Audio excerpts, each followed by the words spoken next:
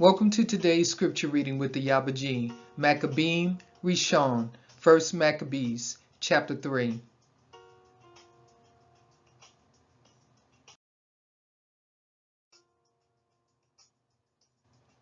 Then his son, Yehuda, called Makkabeym, rose up in his stead. All his brethren helped him, and so did all they that held with his father. And they fought with cheerfulness the battle of Yasharel. So he got his people great honor, and put on a breastplate as a giant, and girt his warlike harness about him. And he made battles, protecting the host with his sword. In his axe he was like a lion, and like a lion's whelp, roaring for his prey. For he pursued the wicked, and sought them out, and burnt up those that vexed his people.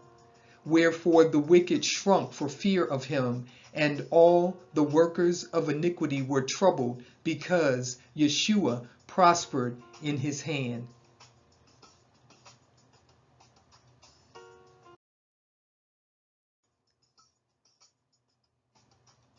He grieved also many kings, and made Yaakov glad with his axe, and his memorial is blessed forever. Moreover, he went through the cities of Yahud, destroying the wicked out of them, and turning away wrath from Yasharel, so that he was renowned unto the utmost part of the earth. And he received unto him such as were ready to perish. Then Apollonius gathered the other nations together, and a great host out of Shomeron, to fight against Yasharel. Which thing Yehuda perceived, he went forth to meet him, and so he smote him and slew him. Many also fell down slain, but the rest fled.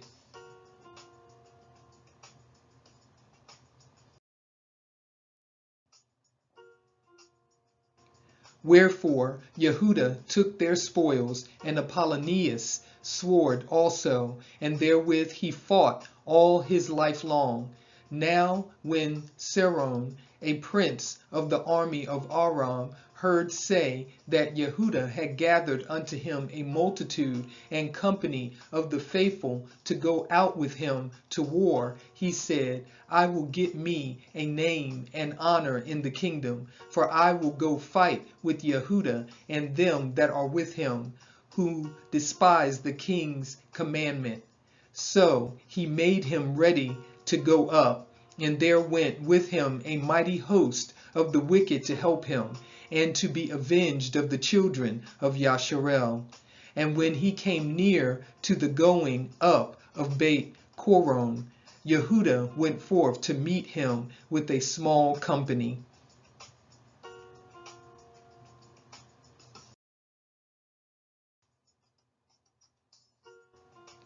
Who, when they saw the host coming to meet them, said unto Yehuda, How shall we be able, being so few, to fight against so great a multitude and so strong, seeing we are ready to faint with fasting all this day?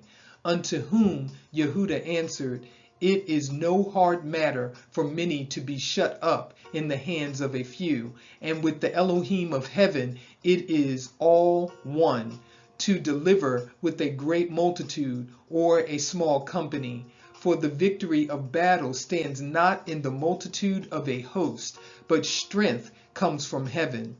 They come against us in much pride and iniquity to destroy us and our women and children, and to spoil us.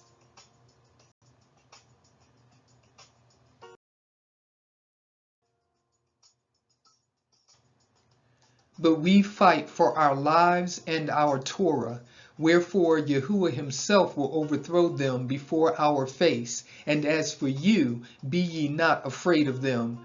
Now as soon as he had left off speaking, he leaped suddenly upon them, and so Seron and his hosts were overthrown before him, and they pursued them from the going down of Beit Coron unto the plain, where were slain about 800 men of them, and the remnant fled into the land of the Pelishtim. Then began the fear of Yehuda and his brethren, and an exceeding great dread to fall upon the nations round about them, so much so, his fame came unto the king, and all nations told of the battles of Yehuda.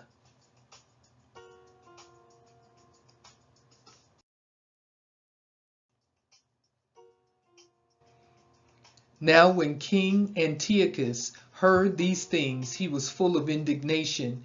Wherefore he sent and gathered together all the forces of his realm, even a very strong army. He opened also his treasure, and gave his soldiers pay for a year, commanding them to be ready whensoever he should need them.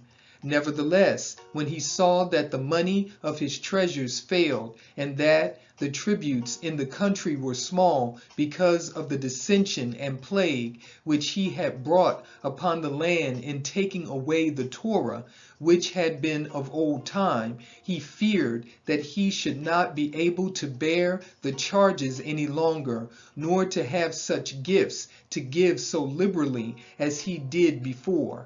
For he had abounded above the kings that were before him.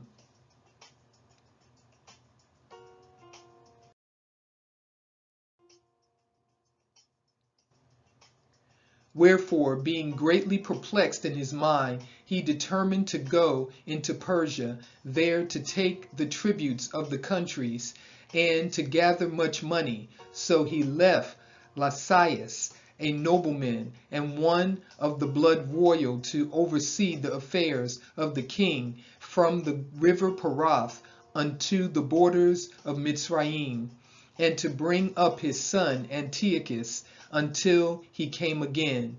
Moreover, he delivered unto him the half of his forces and the elephants, and gave him charge of all things that he would have done, as also concerning them that dwelt in Yahud and Jerusalem, to wit, that he should send an army against them to destroy and root out the strength of Yasharel and the remnant of Jerusalem, and to take away their memorial from that place.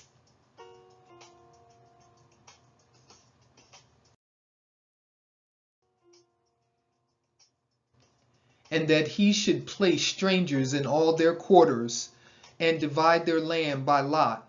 So the king took half of the forces that remained, and departed from Antioch, his royal city, the 147th year, and having passed the river Parath, he went through the high countries. Then Lysias chose Ptolemy, the son of Dorimenes, Nicanor, and Gorgias, mighty men of the king's friends, and with them he sent 40,000 footmen and 7,000 horsemen to go into the land of Yahud and to destroy it as the king commanded. So they went forth with all their power and came and pitched by Yamim in the plain country.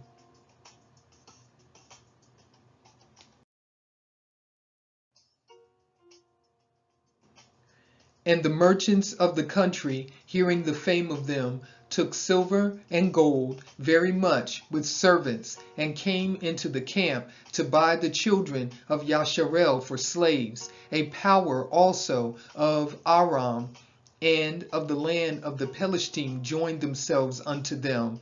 Now when Yehuda and his brethren saw that miseries were multiplied, and that the forces did encamp themselves in their borders, for they knew how the king had given commandment to destroy the people and utterly abolish them, they said one to another, let us restore the decayed fortune of our people, and let us fight for our people and the sanctuary.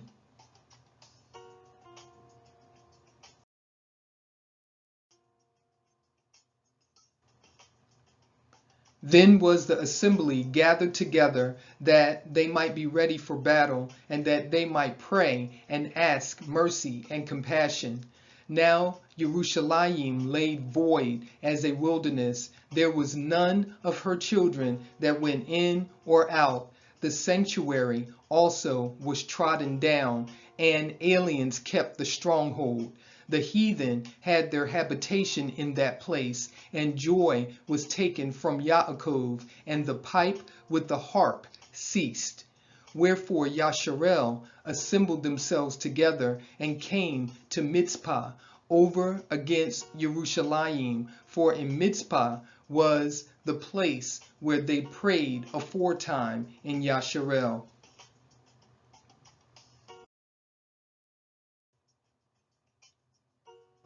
Then they fasted that day, and put on sackcloth, and cast ashes upon their heads, and rent their clothes, and laid open the Sefer of the Torah, wherein the heathen had sought to paint the likeness of their images. They brought also the priests' garments, and the first fruits, and the tithes, and the Nazarene they stirred up, who had accomplished their days. Then cried they with a loud voice toward heaven, saying, What shall we do with these, and whither shall we carry them away? For your sanctuary is trodden down and profaned, and your priests are in heaviness and brought low.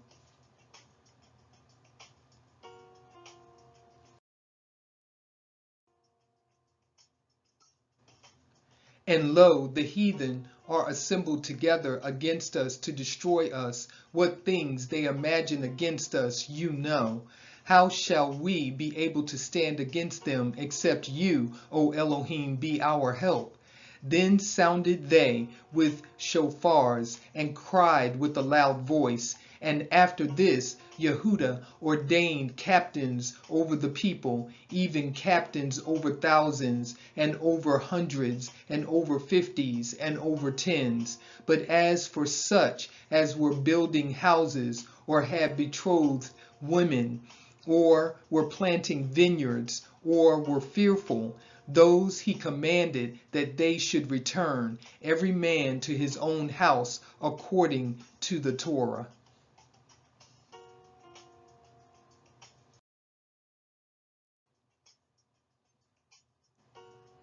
So the camp removed and pitched upon the south side of Yemim, and Yehuda said, Arm yourselves, and be valiant men, and see that ye be in readiness against the morning, that ye may fight with these nations that are assembled together against us to destroy us and our sanctuary.